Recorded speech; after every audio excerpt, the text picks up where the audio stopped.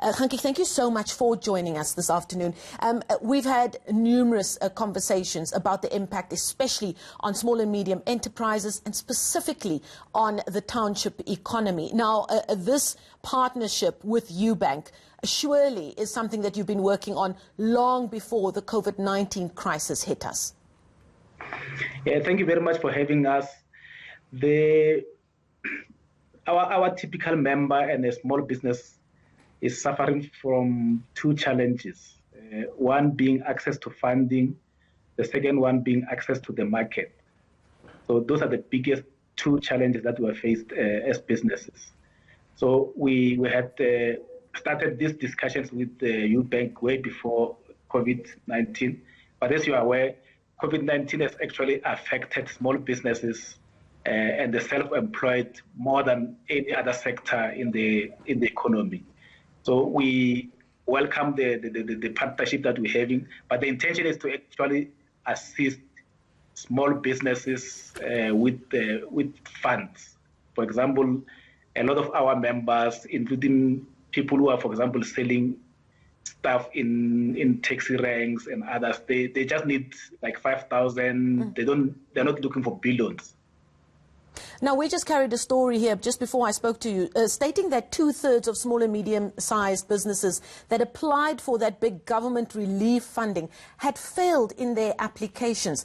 How are you setting about these applications that you're wanting people to put in to access this funding that's going to be made available through this partnership with Ubank? Yes, as far as the application process is concerned, we were going to announce the date and the methodology that we're going to utilize.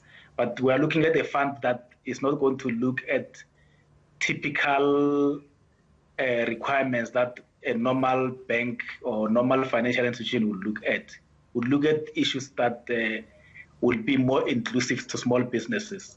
We have already engaged, for example, with the Minister of Small Business regarding the government relief funds to try and work together to say, let's find criteria that can be friendly to small businesses. For example, if you find that someone is a sole proprietor, like let's take someone is an MC at weddings, they may not necessarily have a registration number of a company because they are working as a sole proprietor.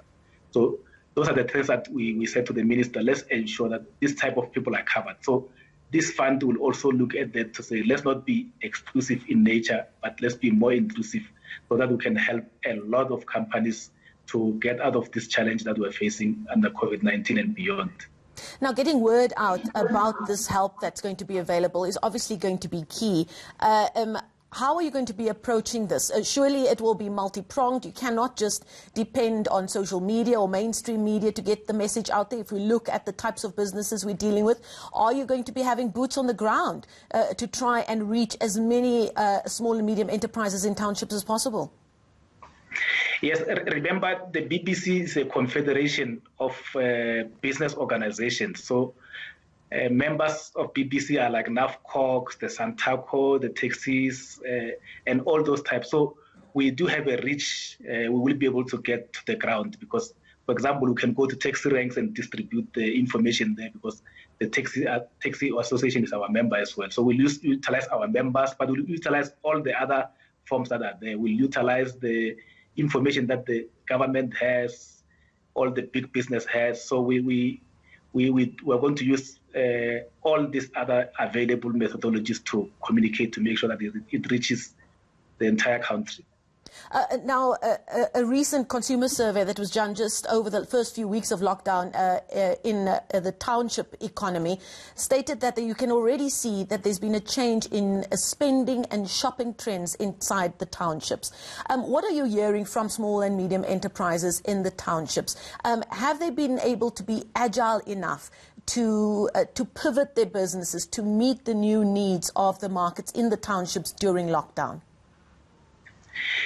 Most of our members have gone through a difficult period. They're still going through a difficult period because even a partial opening of the economy sometimes may not necessarily be effective. For example, if you're running a restaurant in a township or rural area, and then the only way people can access your services is through some sort of a delivery system.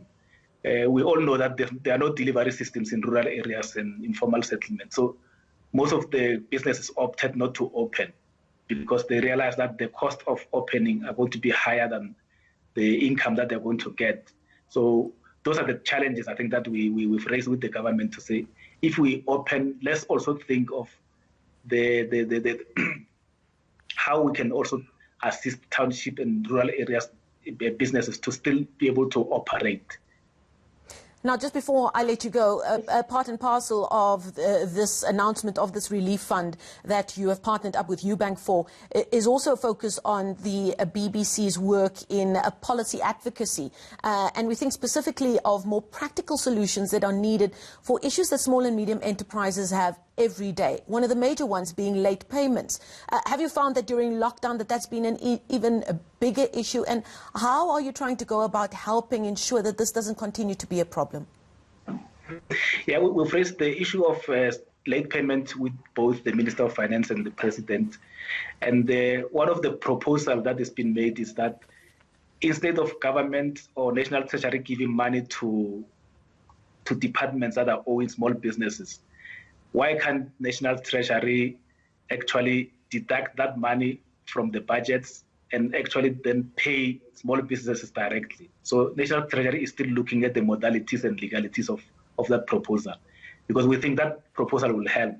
Because once you pay small businesses, there will be economic activity in the country. And that's exactly what we need, specifically after the COVID-19 crisis. Thank you so much. Black Business Council CEO Kganki Matabane joining us live there.